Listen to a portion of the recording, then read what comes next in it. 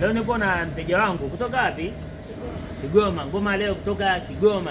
Dada mpambanaji huyu hapa ameona maneno asio mengi, siji tumeongea sana, afike dukani kwanza aone mzigo, afanye malipo ndo achukue mzigo wake, na hapa ameshafanya malipo na amepakia mzigo. Nifurahishe huyu dada, hataki mashahara kabisa, yani amepanda hapa nalinda mzigo wako, analinda mzigo wake mpaka tufike Kabo Jangwani, mpaka kisha hakuna kitu kilichoanguka chini.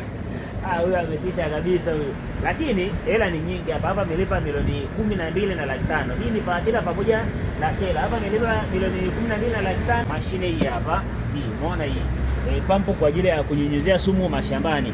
Amenunua patila kwa milioni 12 na laki tano, lakini nimempa ofa ya mashine hii hapa ya kunyunyizia sumu mashambani. Karibuni sana kwa wateja mlioko mkoani. Ukihitaji tunakusafirishia, lakini ukiona namna vipi uelewi, sijui mazingira ya utapeli mtandaoni, fika dukani, mzigo tunao mwingi kabisa wa kutosha, mali ipo nyingi kabisa ya kutosha.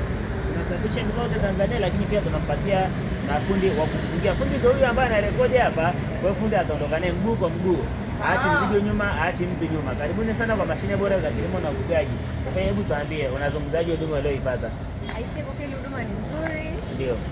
Nimekisha mizigo yangu yote iko salama, kila kitu kimeenea, kila kitu kimeingia. Sawa sawa. Kwa hospitality nzuri na customer care nzuri kabisa.